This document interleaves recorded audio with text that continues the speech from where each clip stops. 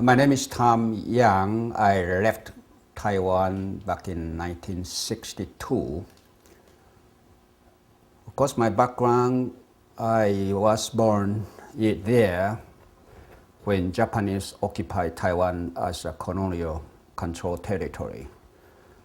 And Taiwanese, as a Taiwanese, we spoke Taiwanese at home even during the Japanese occupation. Of course, we went to school in primary school. We had to speak Japanese, and if we did not, they would be beaten by those wood sword by Japanese. The same thing, so Japanese keep telling us, you are Japanese. However, we went home, we talked to our parents, friends, neighbors, all in Taiwanese. Certainly, we knew we are Taiwanese. So deeply in our heart, we identify us as a Taiwanese during Japanese 50 years control.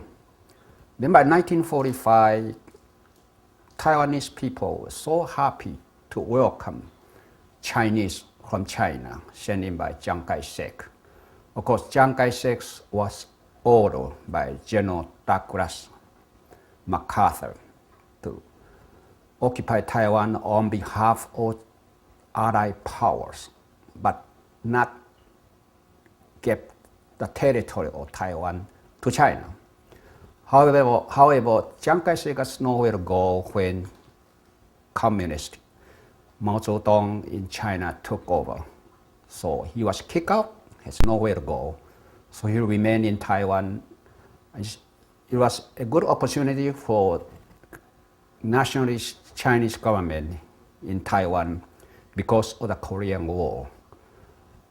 That's why the United States recognized for so many years the Republic of China on Taiwan as China until Jimmy Carter as president then changed to the right direction that the real China is People's Republic of China, not Taiwan. Taiwan is Taiwan, China is China. So back to myself, I'm an engineer. I came to the United States in '62 and after getting my master's degree in civil engineering, majoring in structural engineering.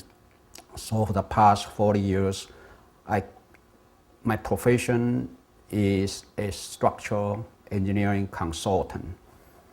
And I have the structural and civil engineering license in the state of Illinois, New Mexico, Nevada, and of course California. This is my professional side of, I'm still a structural engineering consultant in California. I came here in '62, like I say, then I felt that what is the true freedom? We could not enjoy what's the true freedom in Taiwan back then, because by comparison, it's easily, we understood well by reading different publications from the library and by listening to the television, speaking or talk to people. So we realized just an urge that we need to introduce what is true democracy to Taiwan.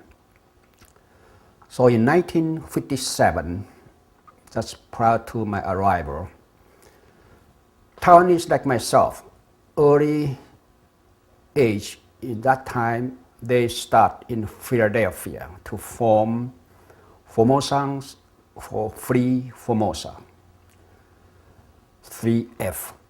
However, within 2 years, just mean by 1960, U.S. State Department requests the name list of the organization. Of course, we understood that's because of Chiang Kai-shek's government want the list. It's an exchange program between KMT spies and United States FBI agent. So that FBI agent will provide Chiang Kai-shek secret police here the list of Taiwanese who advocate for Taiwan independence. Let's go back to between the FBI and KMT spy agent.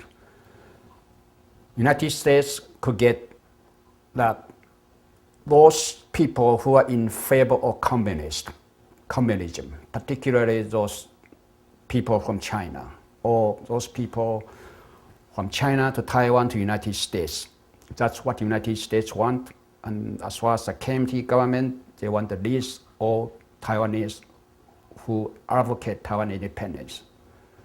That's why by early 1960, that was by around 1962, no, 63, I became a blacklist. We call politically blacklist. That means we will not be able to go visit Taiwan at all.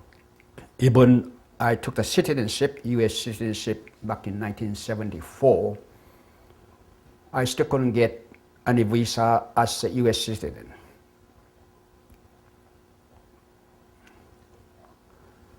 So did that to my wife as well. That's why we stay here for our political movement continuously until 1992. Finally, out of 30 years being blacklisted, I'll be able to visit Taiwan.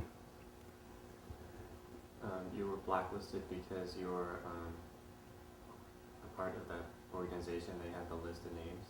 Yes, I joined. We call now World United Formosans for Independence. It's a political organization advocate Taiwan as a nation, Taiwan as a free democratic country. Okay.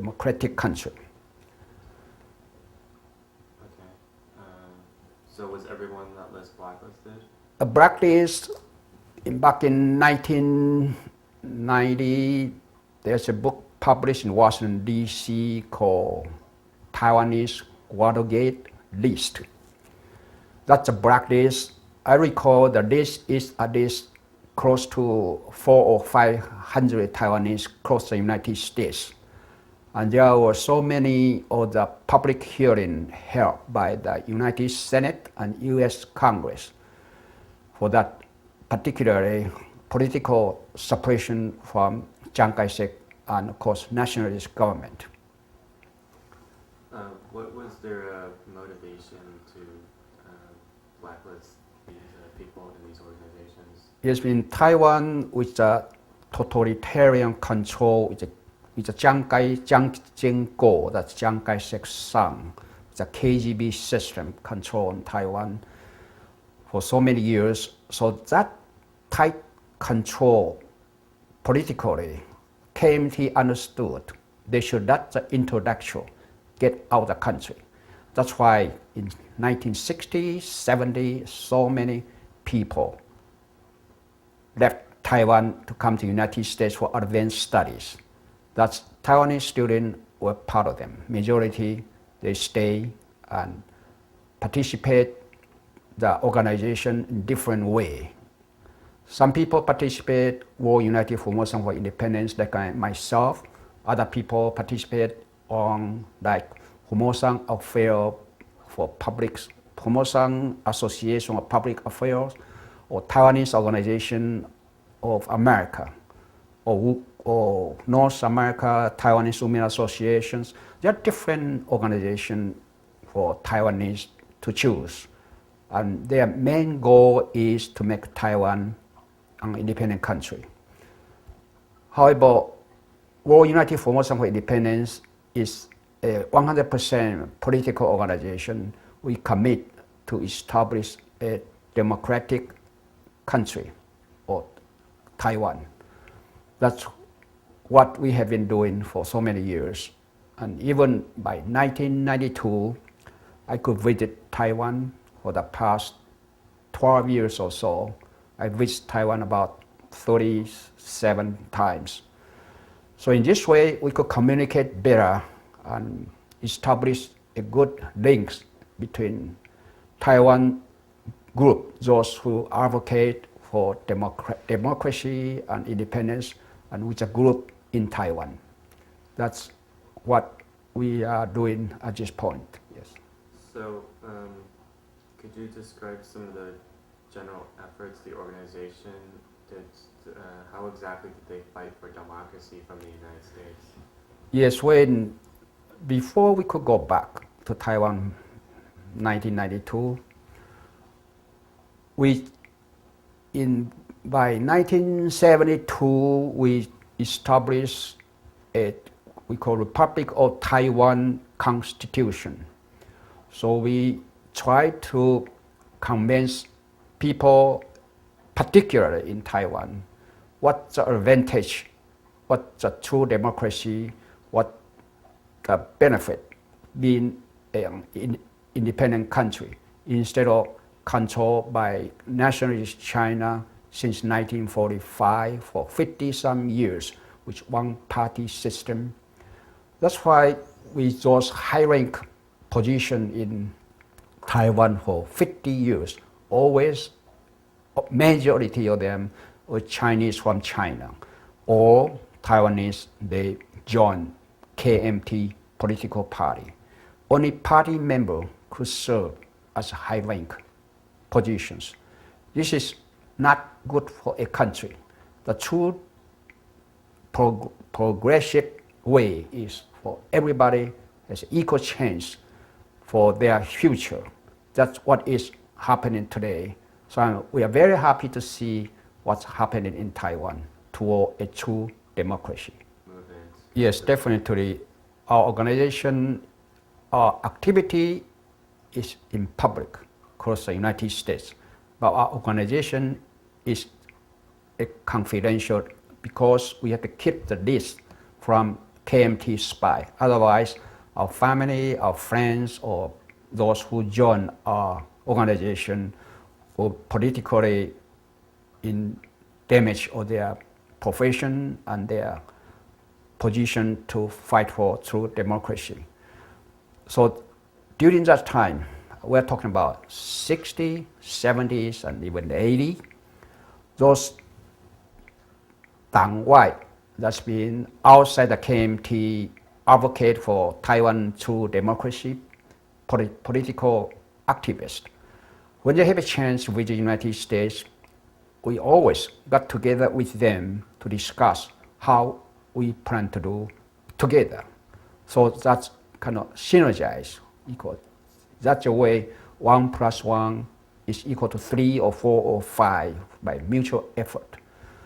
So we provide them not only the political philosophy or what the methodology is or how we approach the democracy and fight for Taiwan independence. Financially, we always help them a lot. Almost most of the Taiwanese political activists, we provide them many help as we possible, financially and politically, and different way, whatever we could contribute to them. So that's why there's a connection there between our group, World United Formosans for Independence, and the current government of Taiwan. When DPP officially formed the party, yes, we support fully. And that's people in Taiwan, they contribute greatly toward democracy. We work together with those people. And lots of members of DPP, Democratic Progressive Party, they were good friends of us, and quite a number of them were members of World United Formosans for Independence as well. We discussed with them confidentially before they formed the party, and we give them full support. We give them the support by international political arena, particularly in the United States Senate and Congress. We have friends there, and of course, we have to convince them to get full support from the Senate and Congress. This on Jiang Zeminko, the son of Chiang Kai-shek, if you look back at his young age, he went to Russia and stayed there for years and married a Russian woman, that's his wife. And of course, he joined communist member there, and Jiang Zeminko was probably, I recall, was the only one KMT member did not take the sword to the KMT Party. If they are communists, they'll be executed. Jiang Zeminko did not do that. Of course, he followed Chiang Kai-shek to come to Taiwan. The very beginning, he worked secretly among student group, military, government employee, step by step. And meantime, Jiang Zeminko formed concentration camp in we call Green Island, on the east coast of Taiwan. So any political activists against Chiang Kai-shek or even talk about true democracy, they will be accused being communist and either sentenced to death. That's why more than 20,000 Taiwanese leaders were executed by Jiang Zeminko, Chiang Kai-shek, and KMT agent in Taiwan. We could refer that to the book by George Kerr, Formosans Betray. And Jiang Zeminko, for there, gradually become prime minister and eventually president of the so-called Republic of China. Of course, in 1970, when Jiang Zeminko visited New York City, two of our members, War United Formosans for Independence, decided to take a great decision. If Jiang Zeminko could be eliminated, then we could save thousands of Taiwanese would be executed. That's why in 1970, when Jiang Zeminko visited New York City, Peter Fang tried to assassinate him, but did not get successfully. If Peter Fang could get it successfully and eliminate Jiang Zeminko that time, we believe so many Taiwanese could be saved and the true democracy will be very quickly. Of course, toward the later age before the death of Jiang Zeminko, he himself even admit and say that I'm a Taiwanese too. That's what Jiang Zeminko said. We understood it's a force of the international nepotism, or we call Taiwanization. Because for the 50 years, gradually Taiwan is changing politically, culturally, particular language, and the thinking of people. Even Jiang Zeminko has to admit that he's a Taiwanese as well. Yes, Jiang Zeminko as the head of the secret police, or the head of the KGB system created by KMT, toward the later age of his life. Because of international pressure, it's a group pressure from international, not just Taiwanese group, Taiwanese people, from different international member of United Nations. Every year, so many human rights groups, public hearing, particularly in the United States by US Congress, by US Senate, or indicate the problem on Taiwan basic human rights. So Jiang Zeminko realized there's a forces, not only internally on Taiwan, against him. And those people left Taiwan like myself, our group, War United Formosans for Independence. Of course, we tried to eliminate him. We tried to create Taiwan as a true democratic country. So he realized on his late year, he could not fight against the Taiwanization process. It's an international trend and also Taiwan unstoppable. You cannot stop it. It's inevitably Taiwan has to be geared toward democracy in order to survive. So that KMT regime understood in order to survive their control of Taiwan, they have to gradually make change. And not because they want to change, but because they have to change. So as far as the Jiang Zeminko contribution, that is because he has to change. He has no choice. They want to survive. That's how KMT operate. It's still the same way today. Yes, KMT was forced to change toward democracy. And the democracy, like I say, is an international trend. It's a nativism or Taiwanization process. It's still going on every day. Nobody can stop it. Even the current pro-blue group, if they consistently try to resist Taiwanization, there's no way for that KMT to survive. Like former President Lee Teng-hui just talked about last week, that KMT and People First Party, their life is limited. They are destroying themselves. Probably within 6 months, they'll be gone. Jiang Zeminko could do lots of things as he did previously. Execute people who ever oppose any change or the regime, because a minority group of people control a majority group. That's 15% of population control 85% of population. The only way they could do is by secret police. That's a KGB system. So Jiang Zeminko has to change and modify their way of operation. So that is because he needs to manipulate the way he handles Taiwan. Even with the secret police, not 100% you could do, because like I say, it's a Taiwanization process. It's an international tendency, international trend or nepotism. As far as Jiang Zeminko, he executes so many people, 20,000 at least during February 28, 1947 events, incident, and after that.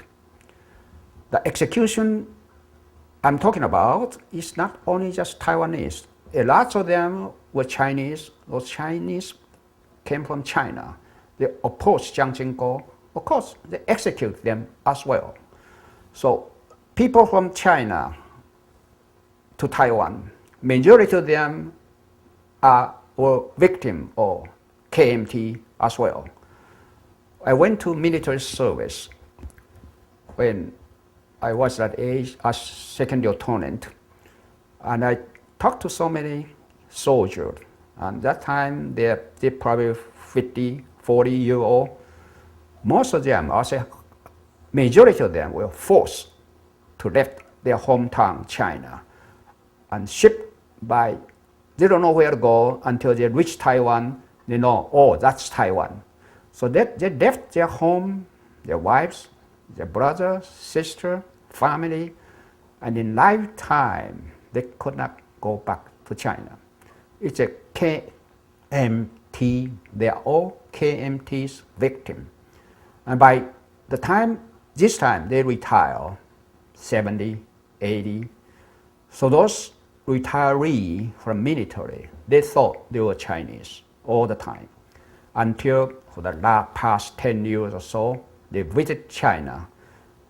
And to their surprise, when those Chinese retirees went visit China, they were told by Chinese, you are Taipao, Taiwanese, you are not Chinese. So they got so disappointed, so they came back to Taiwan, and quite a number of them eventually understood they are Taiwanese, and they are, of course, welcome to be Taiwanese. Anybody, if they believe they are Taiwanese and they are willing to sacrifice for Taiwan, they are Taiwanese. That's what we advocate for past 40 years by World United Formosans for Independence. Jiang Zeminko, once he came to Taiwan, that's out of 1947. In fact, in 1947, he visited once, and of course he left Taiwan back to China. But then eventually, by 1949, they lost China. So Jiang Zeminko came to Taiwan at that time. From there on, with Chiang Kai-shek's help, he works very hard as underground secret police head to try to control the entire nation. So in a way, KMT was very successfully control Taiwanese for 50 years until 1996, and of course until year 2000. So the KMT could do that with minority of population control majority of population. Like I say, only one way, by secret police. Between 75 and 78, who is in power? Of course, Jiang Zeminko was in power. Even when Jiang Zeminko served as prime minister, Jiang was succeeded by death of Chiang Kai-shek as president. But just a joke talking about when people asked Jiang president, and he said, no, as prime minister.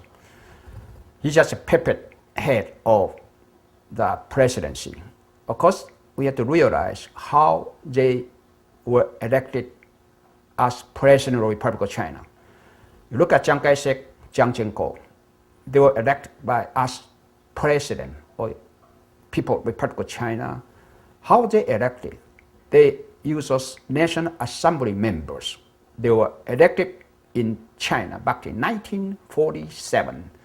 Their term was supposedly 5 years, but by the time the term expired, they lost China. They are all in Taiwan, in Hong Kong, in the United States, in Europe, different countries, all those thousands of so-called National Assembly members. So every 6 years, I believe that was the term of the presidency, KMT will pay them very high price to return and come to Taiwan to cast a vote every 6 years. And none of Taiwan citizens really have an opportunity to vote their presidency. They all, mostly 99% by Chinese from China, vote for presidents of so-called Republic of China. For so many times until Chiang Kai-shek died.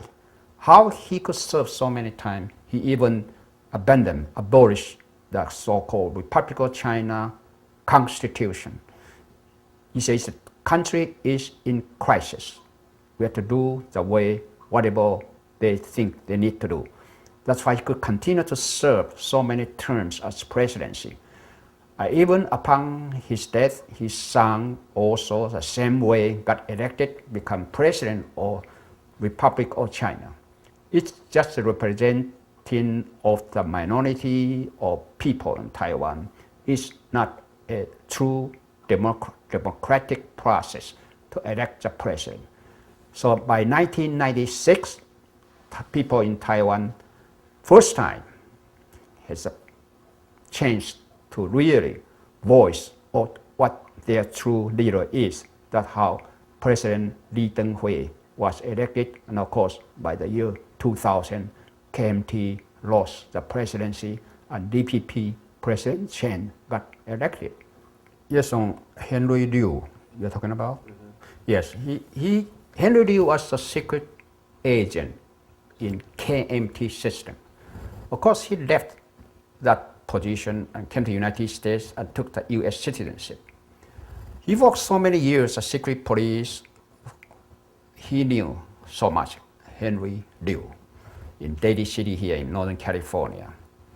So he tried to write a book or the biography of Jiang Zeminko. Of course, Jiang Zeminko's son, Jiang Xiaowu, he realized if that book is published, that would be a further damage to his father, Jiang Zeminko. That's why KMT secret agent sent Chen Qili and others to come to United States to assassinate a U.S. citizen, Henry Liu. At that time, of course, Taiwanese organization, we fully support Mrs. Liu to justify her loss, her husband. We help her to get back her basic human rights. So that's the fight among KMT agent. But we fully support Henry Liu become a victim. Even we don't support of course, when he acted as a secret agent from KMT. Between Chiang Kai-shek and Jiang Zeminko, Yeah. I believe they're all together. And Chiang Kai-shek, he ordered that. Jiang Zeminko ordered to execute as well. And we tried to get the list from the government record. But when Hao Po-chun served as prime minister, he destroyed all the record. That's why today, even up to now, there are no official estimate say how many people during KMT regime control Taiwan, how many they murder. Of course, if you read the book by George Kerr on the Formosa betray, he estimates from different people and from his study, he comes with at least 20,000 Taiwanese leaders were murdered by Chiang Kai-shek and Jiang Zeminko. We cannot separate Jiang Zeminko and Chiang Kai-shek. They are together, father and son. Jiang Kai-shek, of course, how many people he murdered in China, that's different story, per million of people. But Jiang Zeminko, he murdered on that February 28 events and out of 4 years. At least, according to the estimates, more than 20,000 people.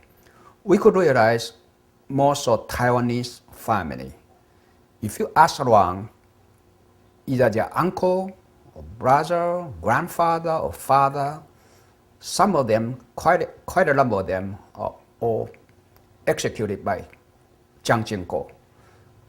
And they all accused as communists. I just could not believe there would be communists in Taiwan right out of 1945, 1947, even up to 1960. But they used that name as a tool. At that time, all political prisoners, there's no any court process or trial by military court, and just one sentence and then execute.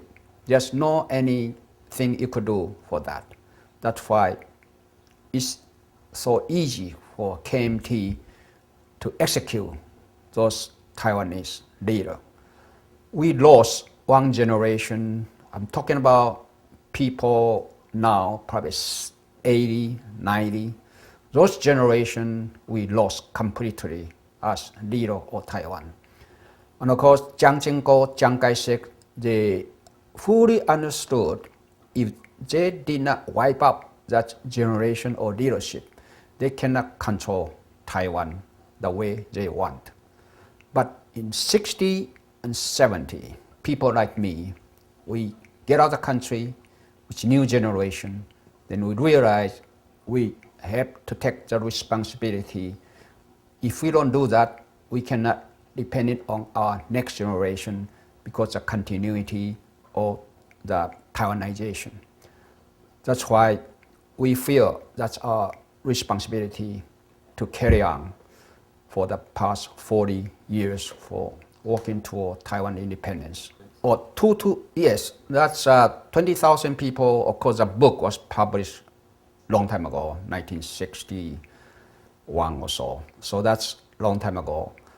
The number of execution, particularly in 60, 70, early 70, nobody really know at this time. Of course, some anthropologists and sociologists, that their approach is to use the population when Chiang Kai-shek took over Taiwan, and then 2 years later, through what's the number of population, and they compare that. And most from the scholastic study on those sociology, anthropologists, they are very much conclude to be more than 20,000 people. Of course, in 60 or outer, nobody know, like I mentioned, how Po-chun, the prime minister, he destroyed all the record. And just no record left in the current government for that respect. Of course, the sociologists and political scientists eventually they have some of the scientific way to come out with the number of the execution by the Chiang Kai-shek and Jiang Zeminko and KMT government. The range was so wide because it is executed under a secret operation by KMT spy agent, by KGB system. It's normally in a very interesting psychological aspect. Quite a number, if you look at the worldwide, different nations, when they execute their political opponent, they left record. However, on Jiang Zeminko and Chiang Kai-shek KMT, they have record, yes, but were destroyed one by one for so many years. That's why it's difficult now to estimate exactly how many people they executed. And we mention that not because we want revenge or any operator or even those who did the execution. They are probably age 70, 80 by now. And we're hoping someday those people, before their death, they could come out, spoke openly what they have done, so they could have rest of their life. We don't really want to revenge that, but like we keep saying that we commemorate February 28, 1947 every year. Not because we want to talk about those unfortunate things, but we emphasize very strongly. We want to remind the current generation and next generation of people in Taiwan, or even the rest of the world, that no any group of people should repeat what KMT did in Taiwan. It's not good for human beings. This is more a big picture. Big picture we look toward upon that commemoration of February 28. So the number of people they executed, it's difficult to nail down how many. However, I strongly believe with a scientific approach by those political scientists or sociologists, eventually there will be some number come out from the study. Yes, but in 1947, that I was 11 years old. I recall for my family experience. My brother, elder brother and sister, they were in high school. And I recall during 1947, early March, they were students. They all went to school, and because they gathered all those people from China in the school building. The purpose is to protect them, those Chinese people. Because you could hear also many stories, friends or Taiwanese, those Chinese, they escaped, they were afraid they might be injured or killed. So they asked for protection from those Taiwanese, and they did. The problem is, if you look at the 228, that time, mostly Taiwanese, they were well educated by Japanese control. If you compare, there are lots of books published of us as well as a society educational level, or what's the true understanding of human being. Those population in Taiwan and those newly arrived, particularly soldiers from China, that gave Taiwanese the wrong impression of Chinese as a whole. If you look at that 1945, Taiwanese were so happy. I recall we were so happy. We say to Japanese, they are still there. Finally, we are Chinese.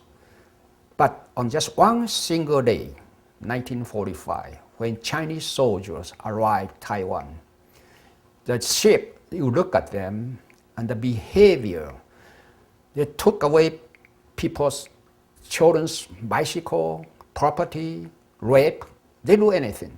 So eventually, just by 1947 February, that's why in such short period of time, Taiwanese people really fully understood that's Chinese, that's give them the chance.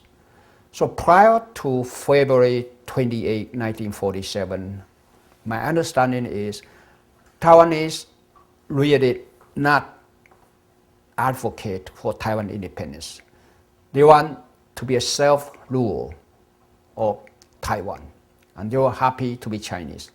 But out of 1947 incident, Taiwanese changed completely. The political leaders realized the only way for Taiwan to be democratic is to make a democratic and independent country. That's why for those Chinese from China, I keep saying they're also victims of KMT as well. And as well as you say how many Chinese could be killed, I don't believe people at that time want to kill people, particularly Taiwanese. I don't hear or see any document that Taiwanese execute Chinese at all, because most of them are very cool. They ask for the democracy of Taiwan. They are not asking for independence. However, in return, by early March, Chiang Kai-shek sent in Chinese troops to execute whoever on the street. So many people that changed the entire political arena. That from there on really changed the effort of Taiwanese political goal, gaining Taiwan independence. That's the beginning of Taiwanese to realize the only way to survive, the only way to give good life to our younger generation and generation after is to make Taiwan a free democratic country. Okay, the attack, the violence start with Chiang Kai-shek's police and military police. They start to shoot. And you have to realize Taiwanese people, they have no guns. The only way they get gun is they have to go to police station or military ammunition sent post to get gun. But I haven't seen or heard any Taiwanese people really fire gun to kill Chinese at all. From my experience with my brother, sister, that time they were young men, 16, 17, the activities they involve mostly try to keep the peace of that society and take care of those Chinese that need help. I didn't see anywhere written or heard that Taiwanese at that time really execute Chinese. If they do, I believe the historian will report that, but so far I involved so much Taiwan politically, I've never read any of that report. Yes, because if you look at the short period of time, 1945, end of 1945, and the beginning of 1947, that's within 2 years, 3 years time, people in Taiwan changed entirely. And they are very disciplined and well-educated people in Taiwan. I recall so many books reported for that particular 1947 incidents. People in Taiwan, they are very low obedience, disciplined people. They don't need to lock their home. There's no lock. They don't need to do that until Chinese move in. There are books written about that as well. Why Chinese move in, then they have to lock their door, because those Chinese soldiers, they came from different parts of China. And when they were withdrawing from communist troops, they become such violence, could kill anything, they don't care. They are not normal people. That's why it's difficult that time for Taiwanese to take during the Japanese occupation, even Taiwanese against Japanese occupation. But at least Japanese kept the society in some basic discipline, orient society. So Taiwanese basically law-obeying citizens. And you compare with those new arrivals from China, they took whatever they want by force, and the way they behave, of course, disappoint Taiwanese. That's why Taiwanese, the leader, political leader, demand that Taiwan should be governed and should be participating by Taiwanese in their decision-making process, in political decision. However, in return, Chiang Kai-shek came out with the murder or political Taiwanese leader. So it's not because Taiwanese, they are mob. They are not. They are freedom fighters. So on the historical point of view, depend on how you look at that. On the KMT side, of course, they have to convince people, generation after generation, what they think Taiwanese were. And for Taiwanese, the true story, we have to read those books published later, not just in Taiwan, but in the United States, Europe as well. There are so many books we could study to get the conclusion that Taiwanese are very much law-obedient. Relatively, those Chinese soldiers are not. Yeah. The woman get not arrested, but was beaten by the policeman in public because she sold cigarettes. It's a short or it's a very near incident, but sentiment of the entire society by then, they were anti-Chiang Kai-shek government because it's built up so badly for within 2 years. That's why people start to they have to do something to express what they need. But with that incident concluded by Chiang Kai-shek, that is an unfortunate thing, but that's the Chinese, that time, that's their mentality. They have to kill to survive. Yes, because out there they beat the women, and Taiwanese people, when they are to protest, say, and they fire a shot, they want the police to arrest whoever is fire the gun. But the Cheng Yi, that time the governor of Taiwan, in return they shoot people right there. That's why that's how it started. Not Taiwanese started with any gunshot, but Chinese troops start with a gunshot. On those historical events, I believe so many books have been written about 228 events. I believe historians will provide the evidence of what I'm saying here today. I understood what you have heard. You have to realize since 1947, for 50-some years, in Taiwan, if you talk about 228 incident, you'll be sentenced to death or you're sent to the concentration camp. And nobody should read about that or study about that. That's why the story come out eventually, mostly from KMT authority. So they fabricate so many stories and try to change the situation. Of course, it's a democratic country, it's a free society, and there are so many areas that experts could concentrate to study.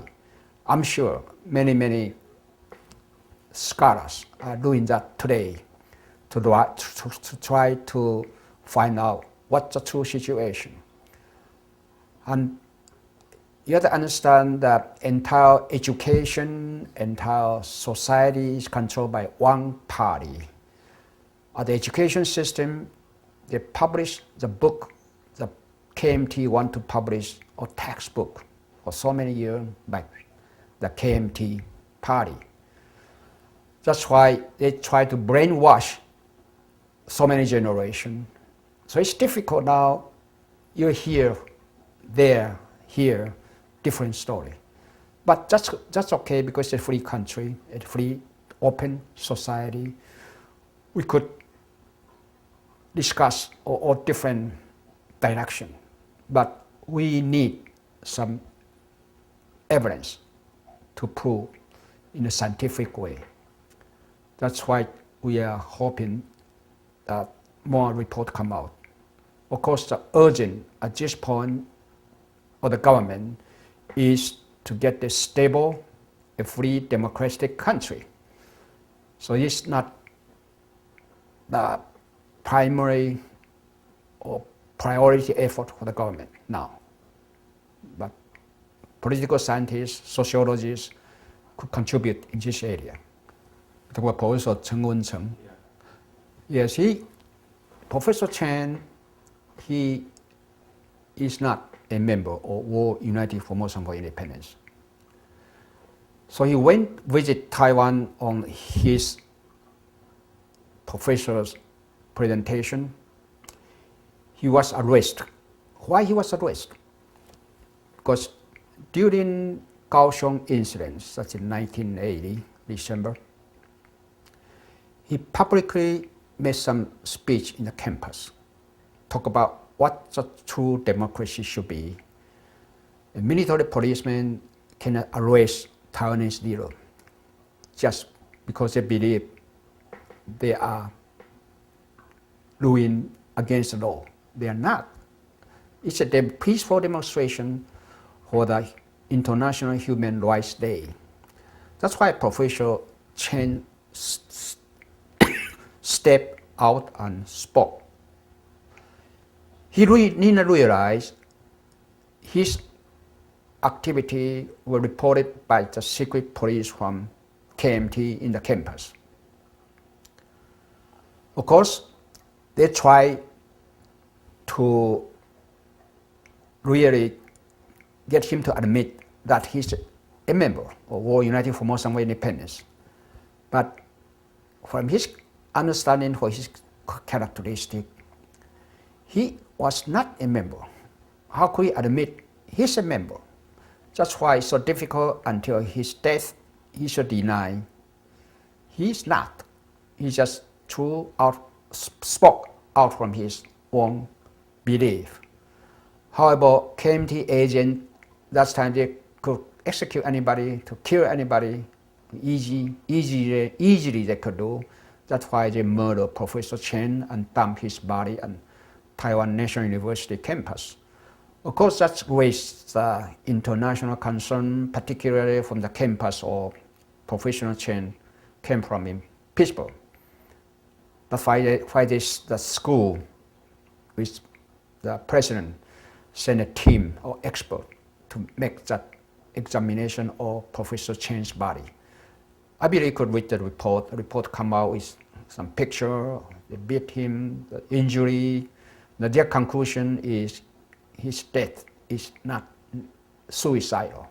His death is by torture. So that's what happened to Professor Chen. That time is normal for the KMT operation because they used to. And those people, secret agents, and those people, killers for KMT, today they are still in Taiwan. They could come back anytime when KMT took over the government. That's why we are really concerned for Taiwan political situation. If KMT or if Ren Jian or Song Tzu-yi come out again, they used to that totalitarian control of Taiwan, and they'll use their force, their secret police, again to execute people, not necessarily Taiwanese now. Majority of people in Taiwan, they're Taiwanese anyway, so they'll execute them. regardless. So we need to maintain and help the people in Taiwan to maintain a true free country, not one party KMT again. Yes, the KMT, on the very day they find the body, the head of the police that time came out and make a public announcement, say Professor Chen commit suicide. If it's in an open society, a police chief, it's not a doctor, police chief is not an authority or expert to determine how Professor Chen died. However, the police chief make in a public press conference. So it's very obviously KMT, a secret police organization, asked the police chief to read that report. But that report came out so many suspicious points. That's why eventually it's very not a good thing for the KMT government. I'm talking about the KMT Party, which is they are one of them. Then Chen, of course, he did not need to do the execution, but the KMT secret police system. And Song Chu-yi, of course, he came to the United States and went back to Taiwan. If you recall, back in 1990, early, or particularly you look at 1980 Kaohsiung incident. At that time, Song Chu-yi was bureau head of information. He's strongly against Taiwanese to speak Taiwanese. He prohibited the television, radio station to broadcast Taiwanese. It has to be in Mandarin. That's Song. It's a way he said try to control the country the way he used to. So Song Chu-yi is the one really behind today or the political instability.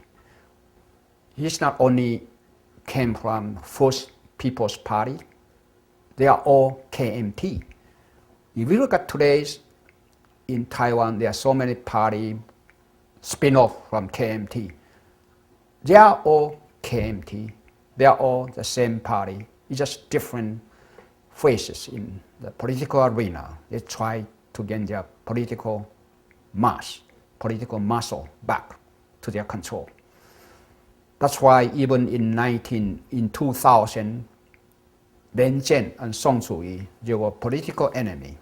But how could they get together for 2004? Because they want the political advantage. Of course, that's 1 + 1 is not equal to.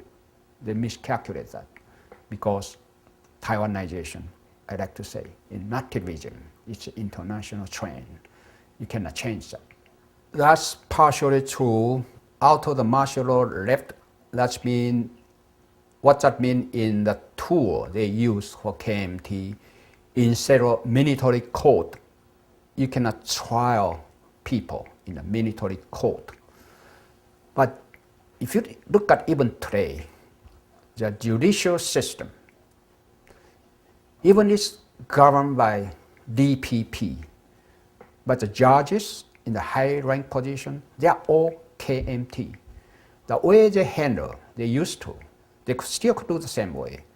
That's why even sometimes you see many KMT that's from the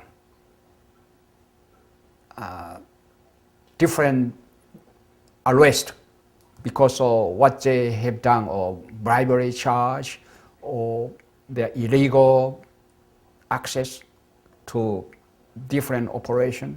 Eventually they're discharged, including Song Chu-yi. Why is that? Because the high rank or judicial system still occupied by KMT members. That's how they get promoted at the beginning. So I'm hoping with the second term of under President Chen, that judicial system could be changed. The same thing on Ministry of Foreign Affairs. Even is headed by Taiwanese or DPP as a Minister of Foreign Affairs. However, immediately below that, entire Foreign Affairs ministry still controlled very much by KMT. That's why it's difficult to change even the name. Don't remember the passport, just want to put the name of Taiwan. It's so difficult to change, not because of the government, but because of KMT control. And the legislature, the same thing, they got the majority vote. How they get there? They buy vote for so many times. However, in this year, I'm hoping KMT members, they will not be able to buy vote. If they could not buy vote, we'll see that true members, true politicians for Taiwan will gain the power so that then we could do some correction on this political operations. Are they responsible for these things? Yes, Ren Chen and Song Sui, like I said, they are members of that KMT. They have the tool provided by KMT political system. They have on those KGB system provided to those young people they want to do the operation. So they have the tool, and the tool, the sources of those tools come from the party.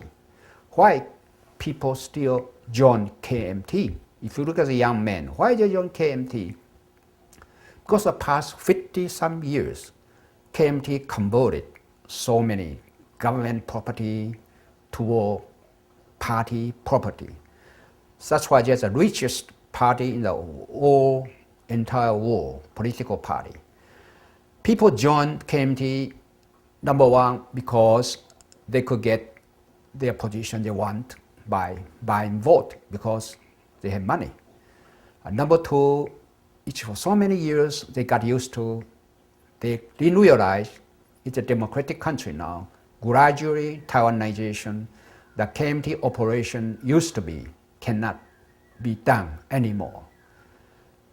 However, you look at this March 20th presidential election this year, why Ren Chen Song Sui keep fighting for, say, it's unethical, it's illegal presidential election.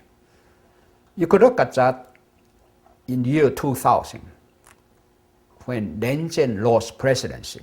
He demanded the party chief, Li Denghui, to step down. And of course, Song Sui and Ren Chen, they realized this time they have to draw the attention of their party members to some other direction. Instead of asking them to step down because they failed the election, they gear toward different direction, fighting for those without any evidence, try to get to the court to count the vote. Of course, it's a democratic country now. President Chen handled by court decision. Whatever court decision, President Chen will accept that. It's a democratic country. But the men deep in their mind, of Song Sui and Ren Chen, if they want to continue to fight this, to draw the attention of the KMT members, so those members will not ask them to be responsible. Of course, if you look at Taiwan today, particularly last 2 weeks, the younger generation of KMT start to realize they were led to the wrong direction. And if you read the newspaper or through the internet, those young generation of KMT, they start to question the leadership of KMT. They start to ask and raise the question that Song Sui and Ren Chen themselves should be responsible for the failure of the presidential election. And they want to start now to revise and revitalize their power so that they could be successfully at the end of this year legislature election. But seems to me KMT or People First Party, they are leading toward the destruction.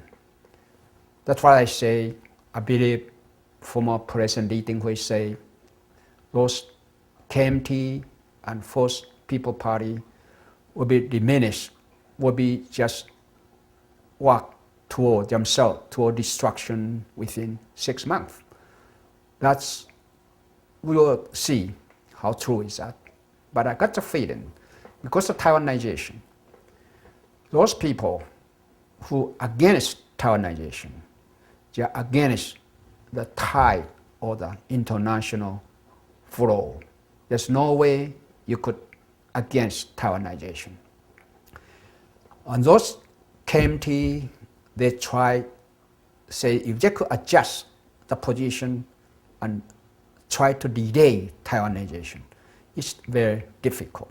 Taiwanization is a force coming. I believe it's unstoppable. It's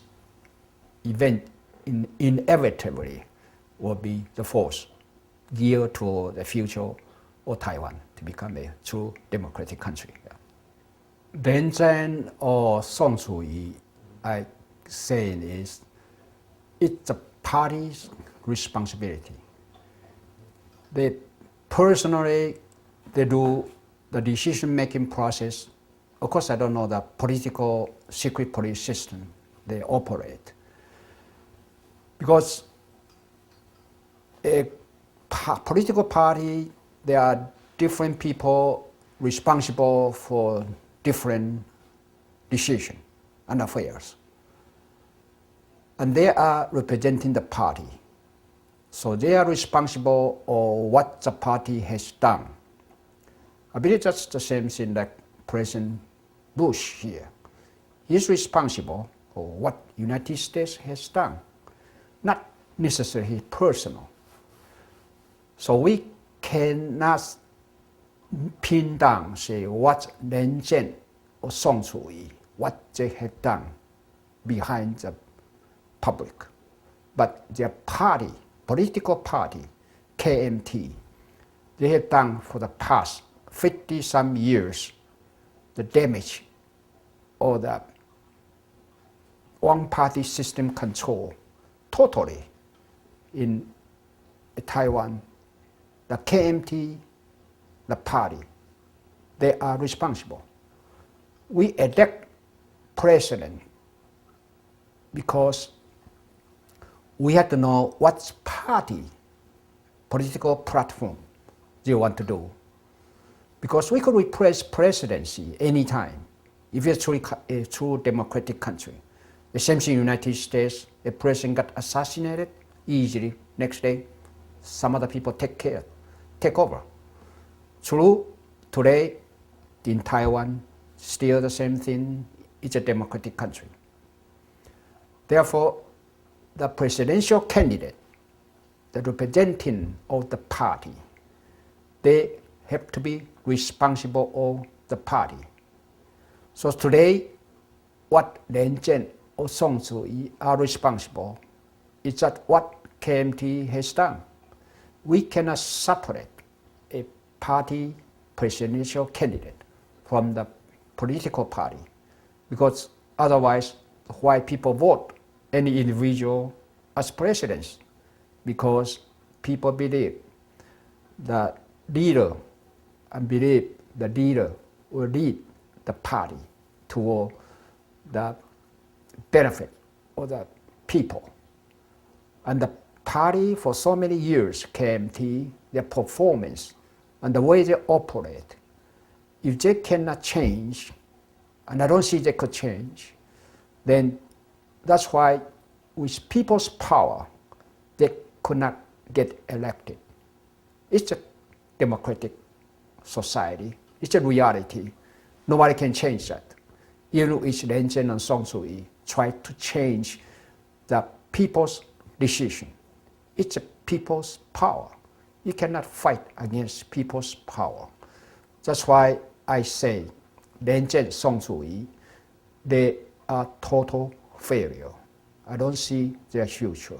Yes, because the machine they operate, controlled by the party high top rank officers.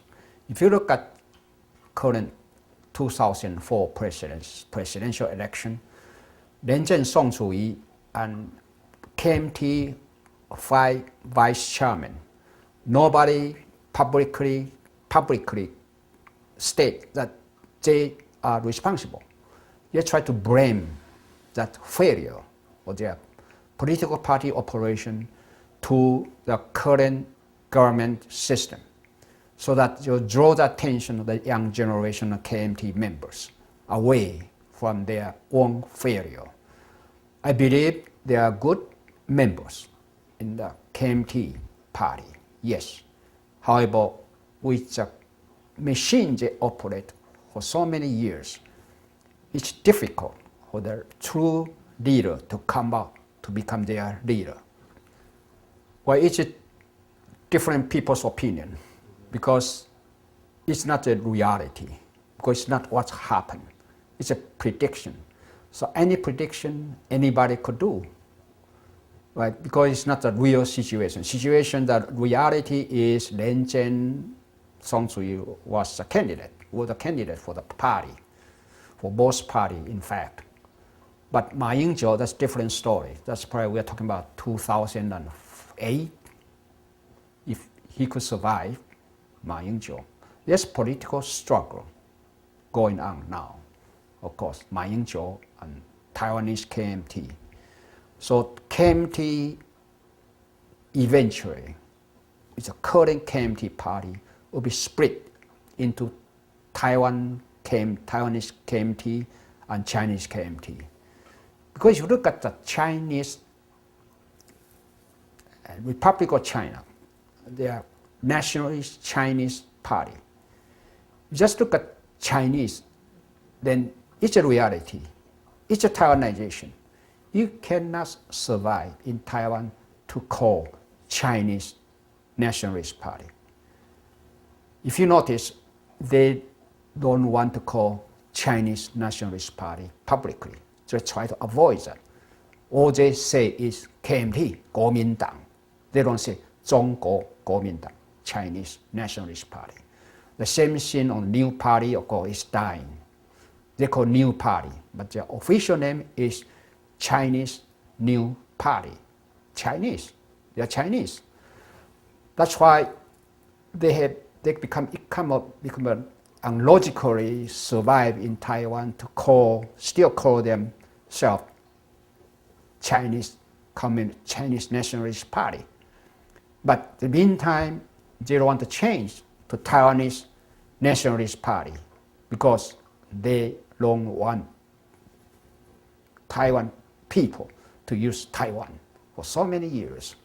They are afraid of, but they didn't want to see the reality, the Taiwanization. It's there, but they just didn't want to see it. That's why I say there's no future with the current leadership for KMT Party. Taiwan is a democratic country, multiple political party, and if KMT is willing to change their mind or thinking, they are not going back to China. In reality, most of them, they are Taiwanese themselves, but they just didn't want to say it publicly. And if kids change their mind or thought, that believe Taiwan is a mother country, not China. If they believe Taiwan is for their children, next generation, good for their next generation, but not in China.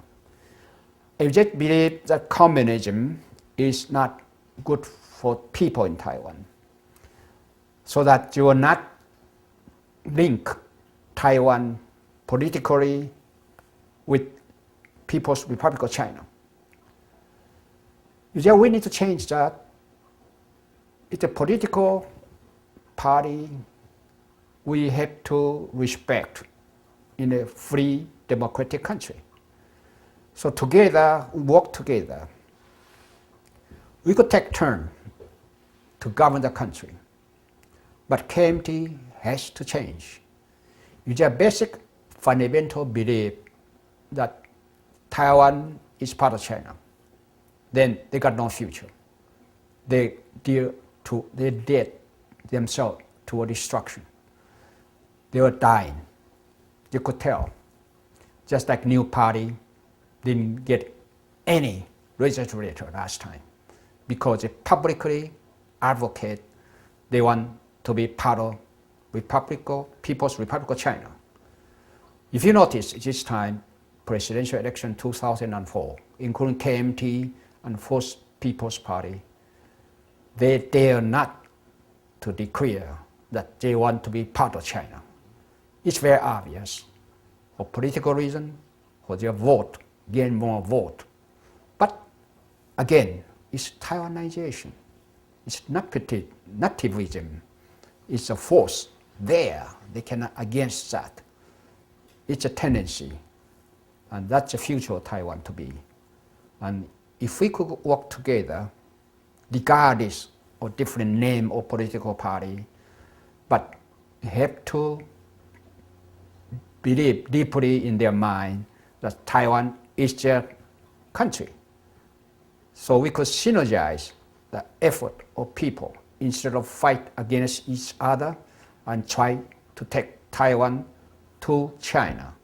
There's no any possibility or successful they could do. I believe deeply in their heart. They don't want to live under communism either. They don't want to live in China either. If they do, why they stay in Taiwan? Why they stay in Taiwan for life? Their children and their generation after generation. So if they could do that, Taiwan would be a good country. We could share the prosperity and the good future of Taiwan. And Taiwanese as a whole, I'm talking about Taiwanese regardless of the birthplace of every citizen. If they believe that Taiwan is their country and they work hard, and basically Taiwanese are very hard-working people. We believe Taiwan will be a great nation and we could share this future together for our next generation as well. There's no sense to be enemy because we could be friends. I think it's a fair estimate and it's a fair prediction. If you look at the behavior out of the 2004 presidential election from Len Chen and Song Sui, the way they behave, they don't care of what is law. They don't obey law at all. They do whatever they want to do and ask, even without any evidence, ask whatever they want to ask. The only thing they want is they are president, not President Chen. That's people's decision.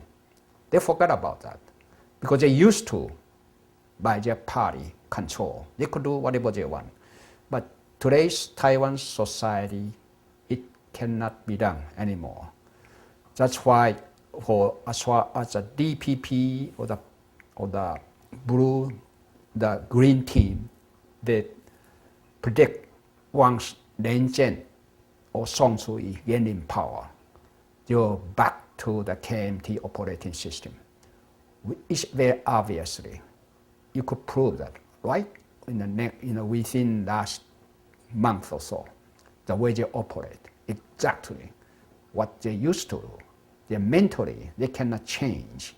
Even they are not really such old, but their mentality are difficult to change. We cannot change people, but they have to change themselves. If they want to survive, that they have to change. Yes, they would, but I believe they could not, because they could not win the election, because of people's power.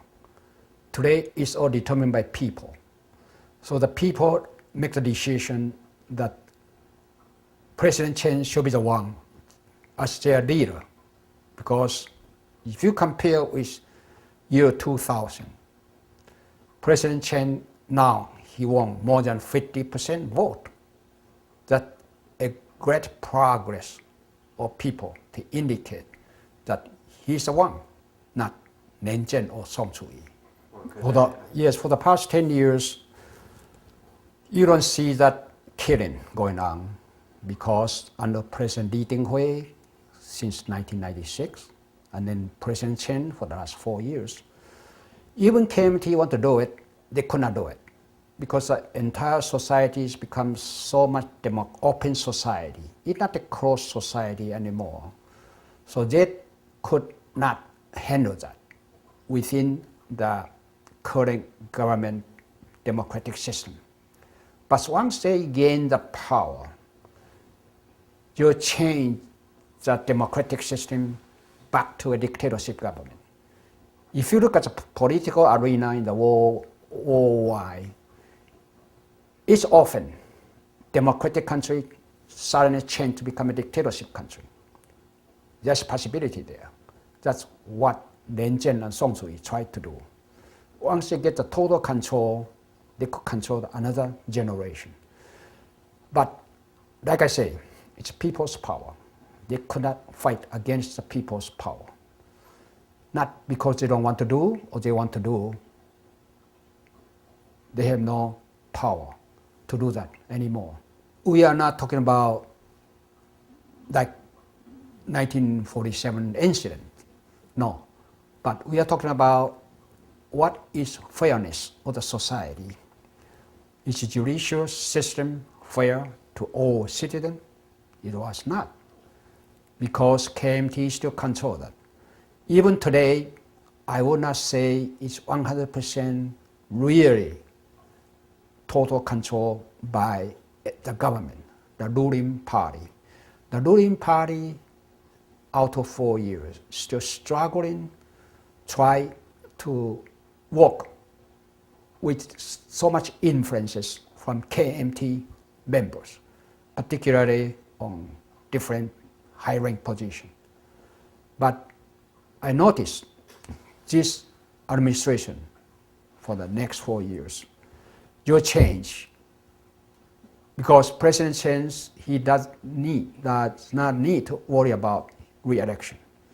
He could do whatever necessary, good for the people, good for himself, for the party, and for the country. So I believe we will see for the next generation, for the next 4 years at least, we gain more open society and more true democracy, because those high rank held by KMT all members, they gradually lose the power, try to control under their responsibility. Let's take a good away. Even yes, that's time. If you look at those on the they call underground mafia, and used to be those KMT, they use underground mafia to control the vote, and then gradually those underground mafia, they think of, say, why I should depend on the KMT party. So they joined KMT, they change their dress to dress like a gentleman. That's how they vote and get into the legislature. So those people still do whatever they want. If you look at the KMT chief in Bin Dong, remember the speaker of the county assembly, county representative, he openly execute with fire gun shoot another Taiwanese people to punish that victim did not obey his underground mafia operation. Of course, President Chen put him on trial on a court, and eventually that KMT high-rank mafia was executed as well by court or law. So you say, do they still doing any killing? Yes, they still doing that time with different way, with mafia dressed like a gentleman. They still do killing. They still do threat, and lots of things still doing that. I believe you could read lots of reports there, so you could have a better idea of what is happening during that time. You could go to Taiwan Historical Academia. That's a government organization. There are lots of publications they have on this particular period of time. In 1988, 1988, no. He tried, but he could not because the party was not under his control probably until 1996. So he wanted to change. He was afraid. That time, I believe, prior to 1996, he told people, offering us, that his bodyguard, he didn't know who are they. They could execute him anytime. So he had no control over those forces. Until 1996, he was first time voted by popular vote. Then he has a confidence to do the change. That's why from there on, he made a change. So prior to that, even Li Dinghui want to do the change. Those political muscle behind him, she's still beyond his control. True. Even he's a president, even he's a party chief, he has no control because secret police systems still operate inside their organization.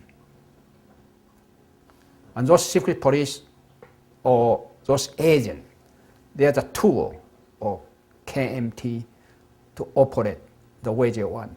And those tools are still there, but they are not necessarily very active. But once they had the power, they could control the judicial system, so those agents would not be executed or not be prosecuted, then they could do whatever they want. That's why the Green Party, like you say, worry about if 2004, Ren Zhen Song Sui got elected, then the entire country will be back to KMT, KGB system control. Yes, the referendum, if you look at, say, state of California, we have propositions so every election, so many. That is for people to decide what particular proposal, proposition here. So referendum is for the national level. It's a people's basic power. People is the one they choose what the government should do, not the government or representative choose what they want to do for people. So referendum passed this year by legislature in Taiwan, or last year. It's a controlled by KMT legislators. They took away the basic rights of people on referendum. So in Taiwan, referendum law, that is unnecessary. We don't need a law for referendum. Referendum is the basic people power. This should let people decide what they really believe in. So that's last election referendum is not really true referendum vote by people. Particularly, Ren Zhen and Song Sui themselves urge people not to vote.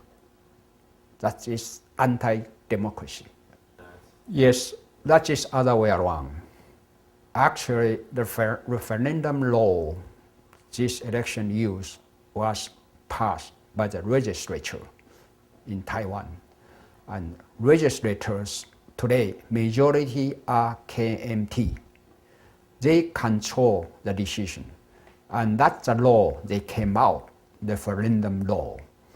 And there's one subsection that President used is when the nation is in an urgent issue, President could order for a referendum. So President Chen, he has to follow the law passed by legislature. So that's law provided by KMT legislators.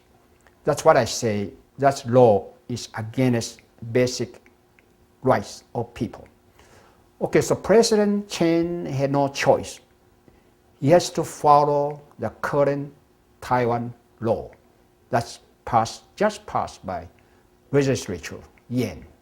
So he picked up one subsection there that President has the right, That's the only chance President Chen could do that. That's why he come out according to that referendum law, with 2 referendum for people to vote. So it's other way around. It's not president against people's will. It's the legislature by KMT, they against the people's will by setting up the legislature that by the referendum law. It's not necessary. We don't have any referendum law here in the United States. If you get certain population to sign as a proposition, that's it. People decide. And the government has to execute that proposition.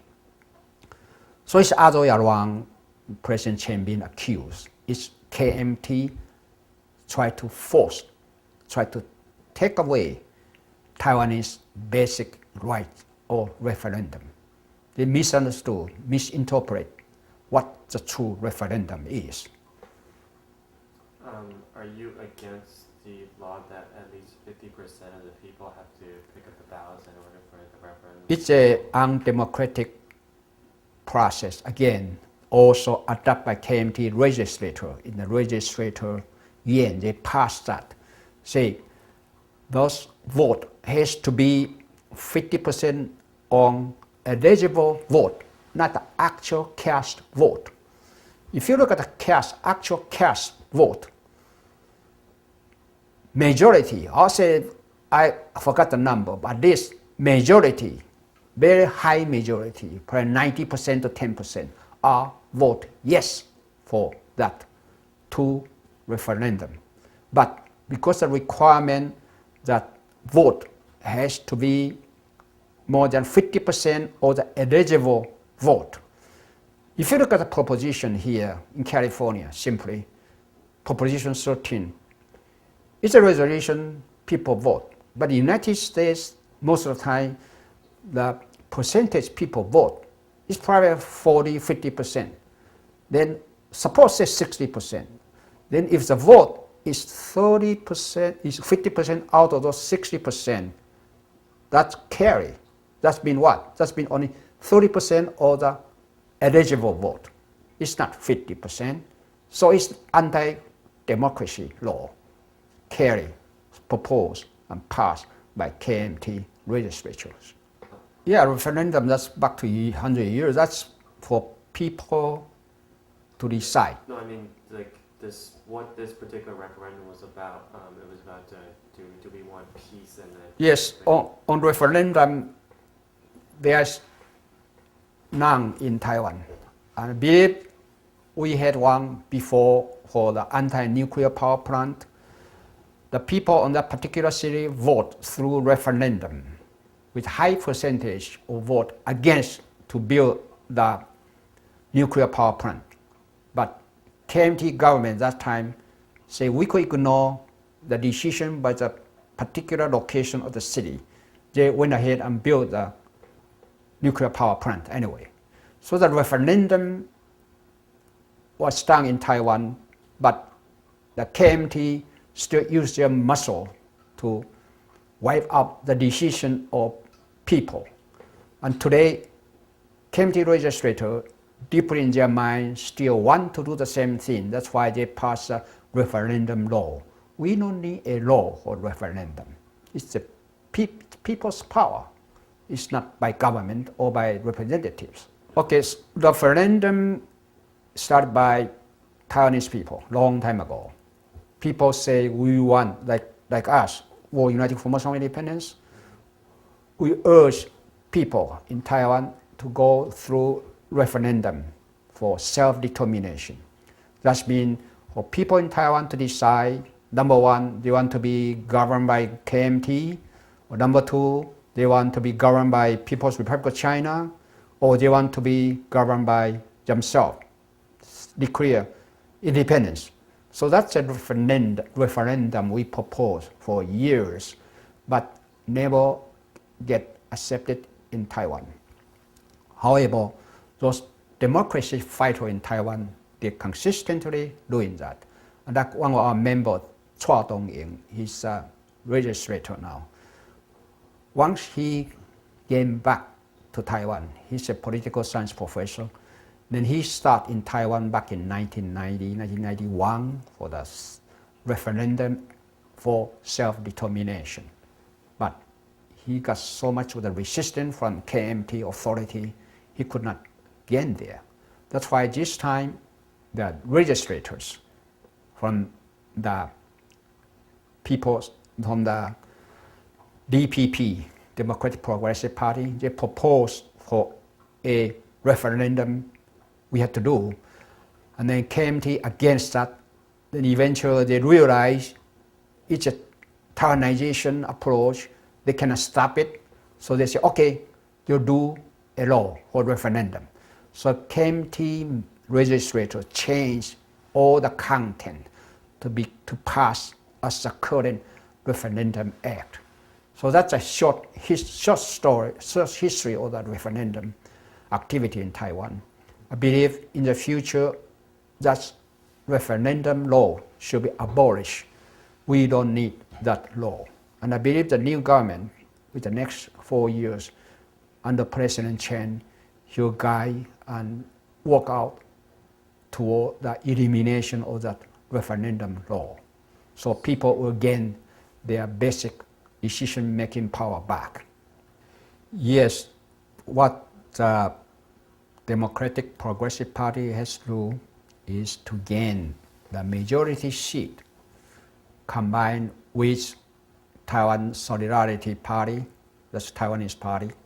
Together, they'll be easily pass the law for good for people, instead of right now, with just total control of KMT legislature. So that's what the people in Taiwan have to do, is to elect by this December, with the legislature, those who are really believe that Taiwan is their nation, Taiwan is their future, and they are committed to Taiwan. If they could get the majority seat on the legislature, then it will be easier to do for the next 4 years. But if they do not, then they still have to fight very hard. But I believe with the Taiwanization approach, even KMT legislature, in some time, they have to do their adjustment. If they try to get influential political power, they have to be Taiwanization. So even KMT, there will be Taiwanese KMT. I believe that party will be split again with Taiwanese KMT and Chinese KMT. So then Chinese KMT will become a very small minority like Chinese New Party, and eventually be diminished with the forces of Taiwanization. Therefore, more referendum will come out for the good for people, I believe.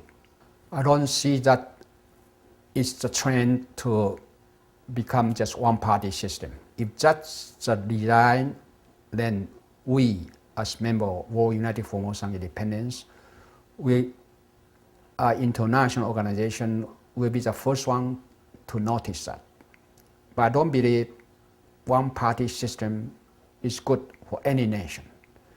It's a democratic country, then whoever believes in different political philosophy, they have to work hard in a fair basis. That's what we are doing. Try to do our best to help Taiwan to become a democratic country. So if the DPP try to gear toward one-party system, I believe we'll give them criticism. That's no problem at all. We have so many people inside the government. We could do that. That's no problem, because our organization is trying to gain a true democratic country, regardless of which able political party has in power. I'm not a member of the Democratic Progressive Party. A majority, let's say 99% of our organization member, they don't belong to any political party, because World United Formosan Independence is a political movement organization. It's not a political party. So we don't belong to any party. So we are in a position we could speak out when we need. In fact, we do that all the time. Yes, on Xi Jinping, that's the one, he was a party chairman. I knew him back in 1980.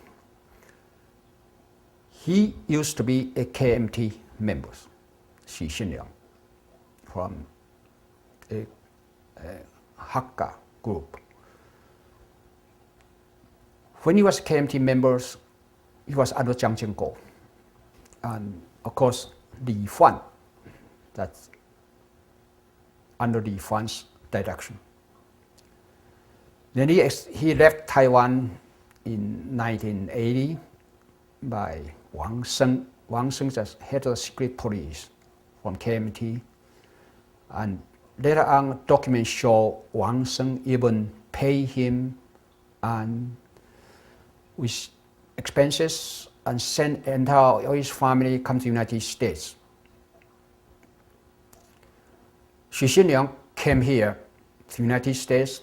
The first thing he wanted to do, we talked to him personally on the first he arrived. He asked how soon. We asked him to join World United Formosan for Independence. I myself was there. And his first reaction, he asked us how soon he could be the chairman of the World United Formosan for Independence. And we told him, people like me, I was vice chairman that time, and chairman was George Chen in Taiwan. And worldwide chairman was Chua Dong-ying, current registrator now. So we say, we all three work hard for years to get that position. That's the way we operate here. It's a democratic approach. You have to convince most people, members here. So Xi Jinping then said, no, in that case, he didn't want to join. I said, sure. Then we urge you to go back to Taiwan because he's a better fighter in Taiwan against KMT last time. So he stayed here for years. And then eventually, he did seem anti-independent movement activist.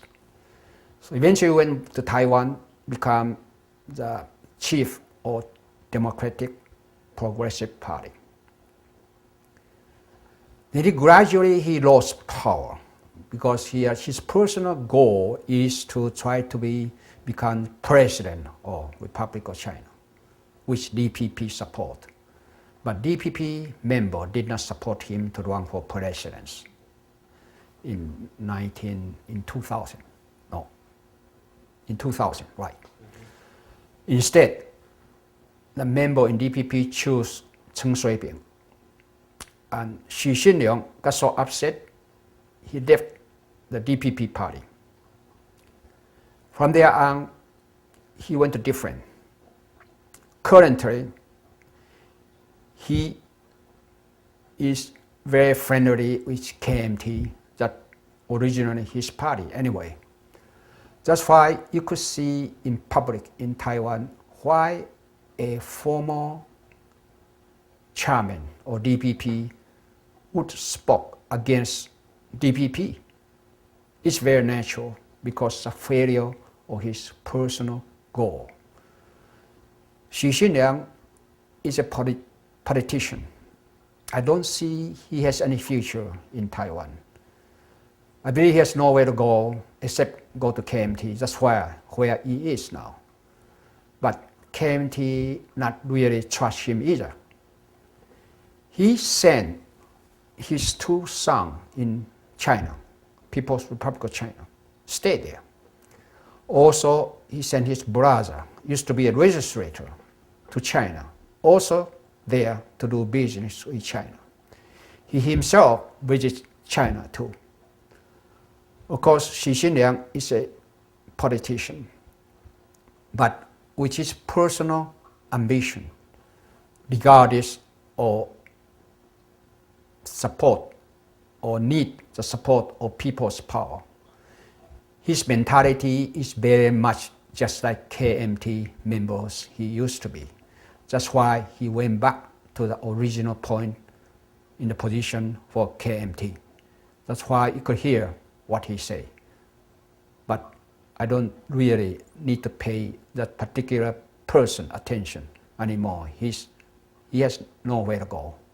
He'll be just diminishing soon politically. Actually, nobody really pay attention to him anymore, or Xi Jinping.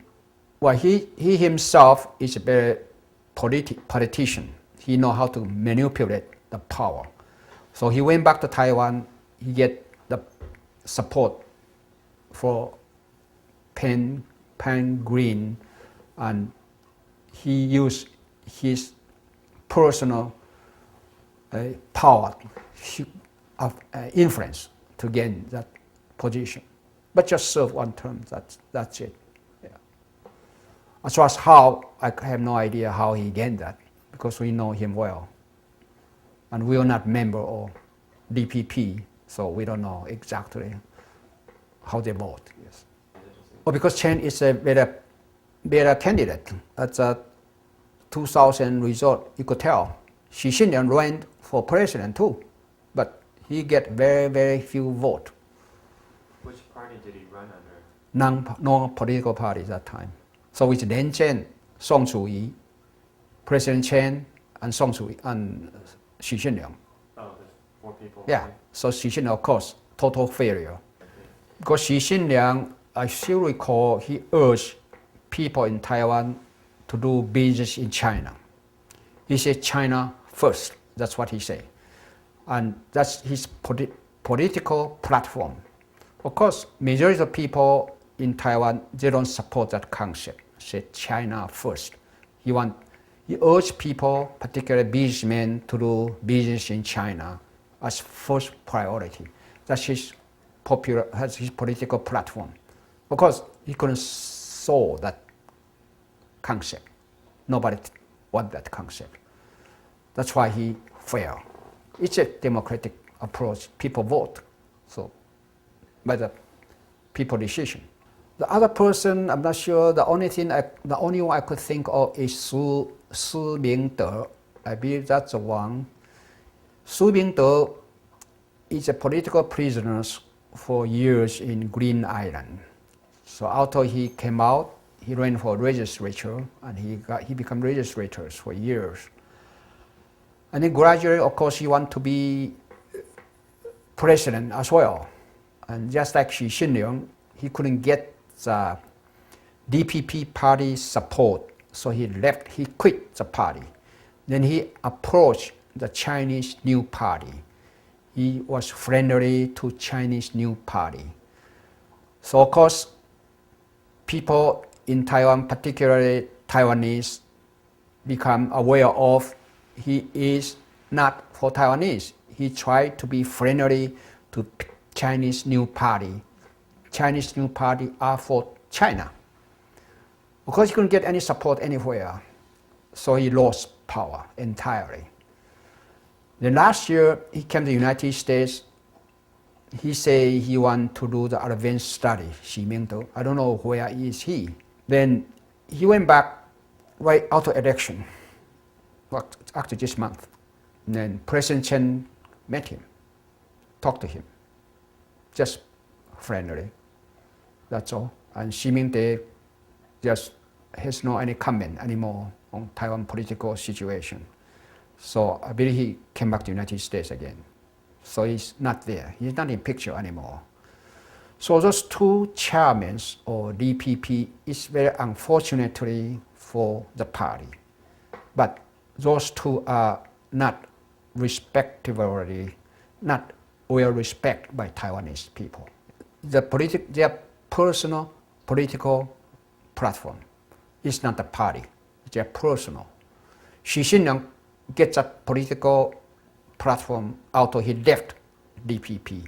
And Zeminko, friendly to New Party, also before and right after he left DPP.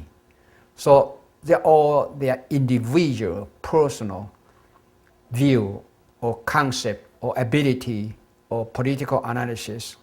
Of course, they are not good, that's why they fail.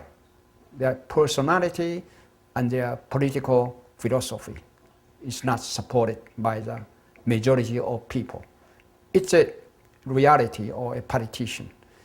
If their political platform is not supported by majority of people, you'll be gone. Same thing anywhere, any country, United States, anywhere. So it's a natural tendency, it's a natural flow that the political system abolished one by one for those are not popularly support. Same thing happening in Songzui or Renchen. It's natural. Xi Jinping and Shui-bian, their political platform are their individual platform. They are not DPP's platform at all. But what was it? Xi Jinping No, is, not Shu Xing. Shui-bian, Yeah, what was it? or What was he was friendly with Chinese New Party. And like I said, Chinese New Party, their philosophy is for China. That's why in 2000, the election of legislature, Chinese New Party completely failed. They did not get any legislatures candidates elected in Taiwan.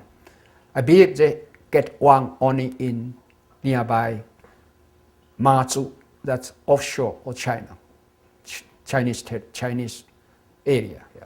While his personal platform for the DPP was just Taiwan should be an independent country, because it's party majority political point or view and the platform. That's DPP's party. Taiwan should be Dutch people to decide to become an independent country. No, I understand. But what was his, while he was DPP, what was his? Yeah, that's what I say. When he was chairman, the DPP passed that Taiwan should be by referendum vote to again become an independent country by referendum. That's a political platform that time.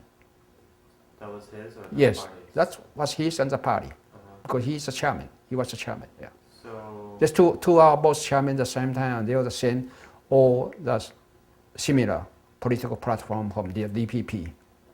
Even today, the DPP platform is just the same. Taiwan should be an independent country, provide that majority of people vote through referendum. I don't see the conflict in his personal platform with the party's platform. No, there's no conflict. They could not get a conflict because there's a majority of members of the party. But once they left the party, they truly reveal their personal political platform. That's what Xi Jinping said, China first. And Xi Jinping went to friendly to Chinese New Party, and Chinese New Party total failure in 2000. So, I don't know there's a party anymore. Probably no such a party anymore. Yeah. So was that his personal platform also? Both of their platforms is Right. similar?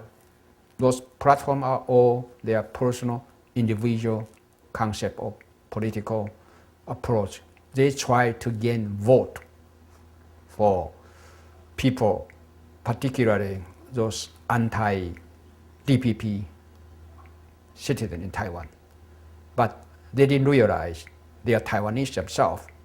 They could not get vote from those people pro-blue. For pro-blue people, those particular from China, they are, I'll say, 99.9% vote for blue party, regardless of what blue party has done. Because their mentality, you cannot change them. They believe they're Chinese, number one. Believe they want Taiwan to be part of China. That's difficult. That's why they are still the opposition forces in Taiwan from those groups of different people.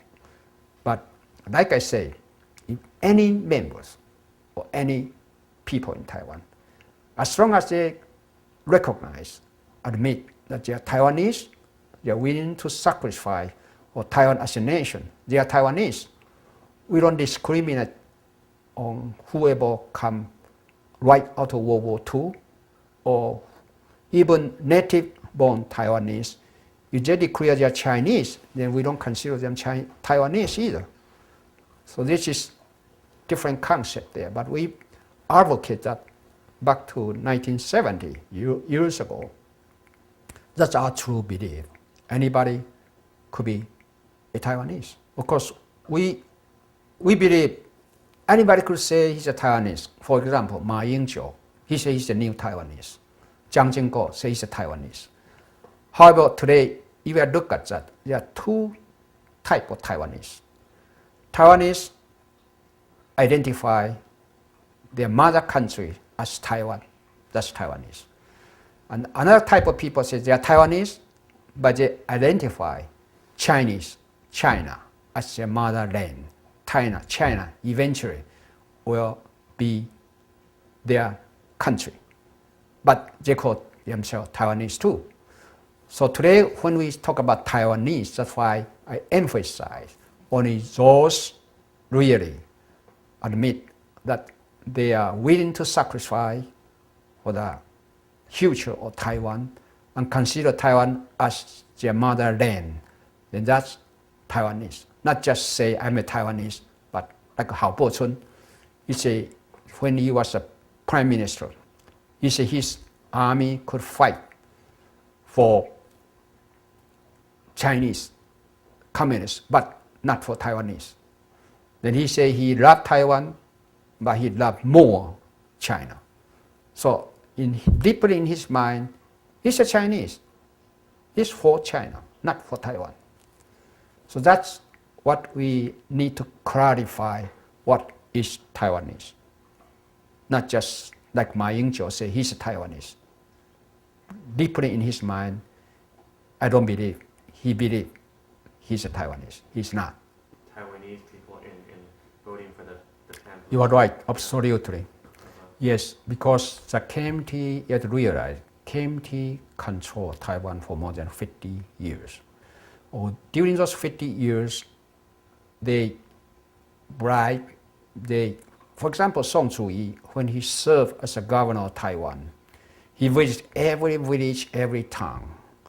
And if the village head asked for construction estimate, request for the help, say 1 million Taiwanese dollar, then Song Tzu-yi will say, yeah, I'll give you 4 million. He will give more. Then what happened to the difference? Song Tzu-yi came back and took that 3 million away on the table. So that's the way how they influence the entire society for 50 years. I know so many Taiwanese, they vote for blue, pen blue. Why? Because for years, they got a benefit. What's the benefit? The benefit is not under fairness because they are KMT members. So many people were forced to join KMT, particularly government employee. If you don't join KMT, you cannot keep your position. That's for the 50 years, that way how they operate. So today, why still so many people vote for KMT? Because their interest, their personal interest, they gain their benefit from the KMT for years, and they're afraid they might not get that benefit. But if the benefit is fair to the entire society, I'm not arguing on that. But the benefit is because of the KMT members. That's a different situation. That's how create the unfairness of the entire society. We don't want to see that going on. At the same time, it's difficult to change that in one night because the 50 years influence is very deeply rooted in Taiwan. But with Taiwanization approach, it gradually will change step by step. A true democracy you cannot achieve that in one night or couple of years. The political approach, unless you use revolutionary force, that means you fight as a revolution to take over the government and change the government right away, like Communist China. You could do that, change right away. But through democracy approach, it's gradually, it's nativism, it's a Taiwanization, it's a slow process. And during this slow process, the resistance from KMT forces still be there. But those resistance will not contribute to the society on Taiwan. This resistance will hurt, will damage our democracy in Taiwan. But they will become smaller and smaller group eventually and diminish in that democratic process. If you look at, even we have so many people in Taipei right after election, can you see? If they got almost 50% of vote, but why for those 2 weeks, they couldn't mobilize majority of Taiwanese come here to join them. This is only small group, percentage-wise. Even Ma Ying-jeou's influence in Taipei, he has millions of votes, but which KMT support? Member of KMT in Ma Ying-jeou group support that activity?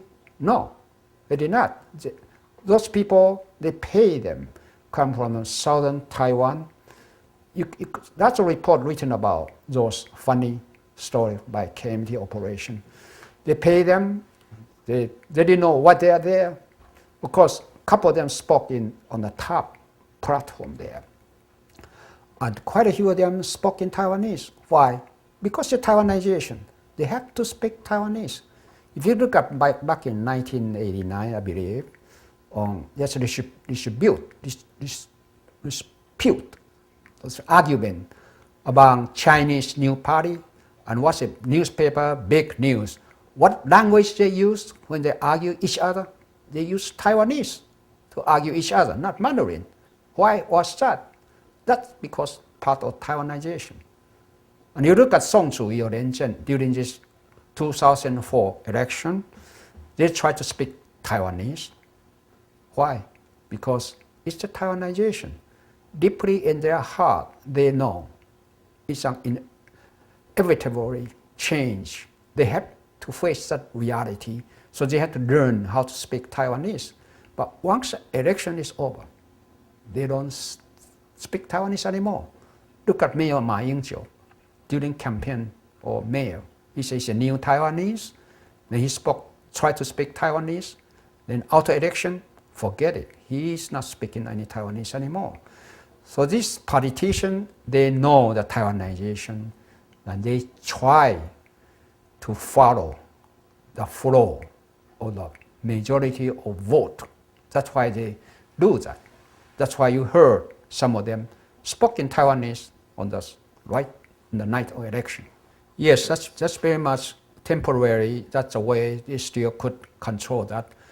However, like I said, KMT is the richest party in the whole world, and they got all those property illegally. There are documents published by Professor Cheng Su-men. He published that with research through government, through expert, and published a book. I have a copy of that.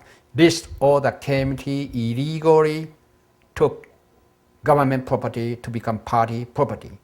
So the next 4 years or soon is to gain those property back from KMT. Once they don't have such property or money, resources, then the young generation or lots of people will not support KMT anymore because the money is not there, no sense for them to be there anymore. So the good approach is to take those government property back from the KMT. That's one way you'll be losing their power. They're losing their influence in the society and try to fight against the Taiwanization. No, But you have to realize there's always some political rumor spread by KMT members. That's just tactic for years.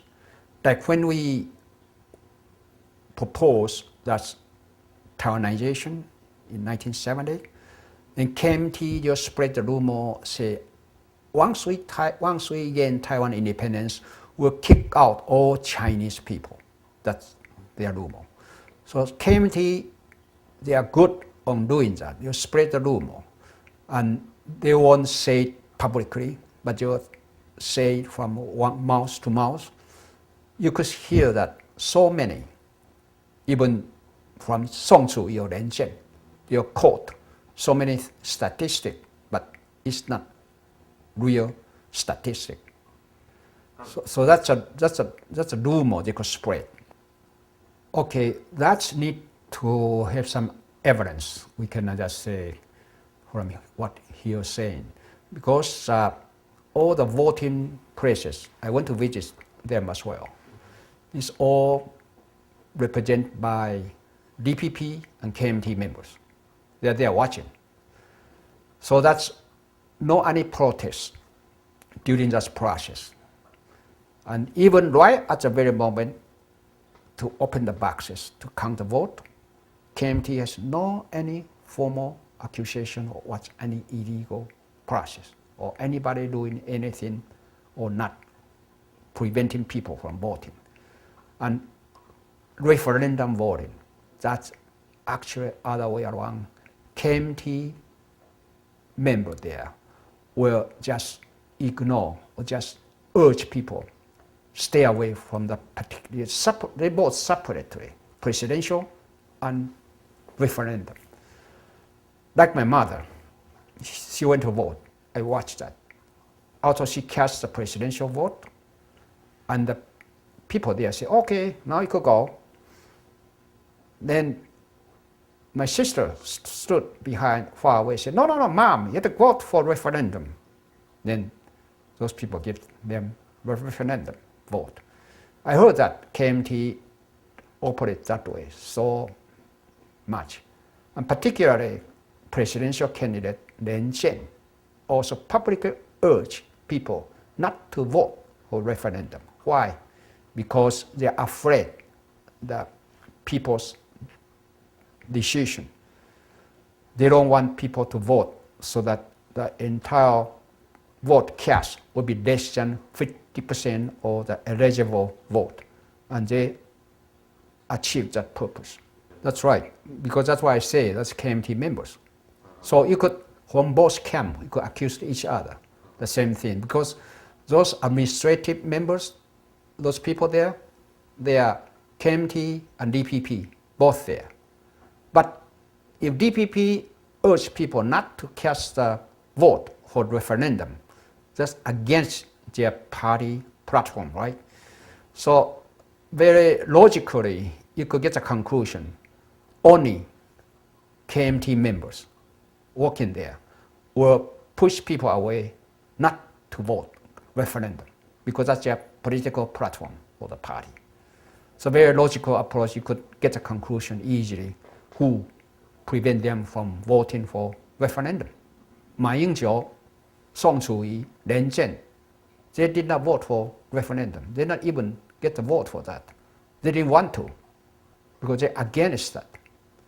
I wouldn't say that, because unless you pick up some actual situation to talk about that point, because it's difficult to tell who, right, push people away.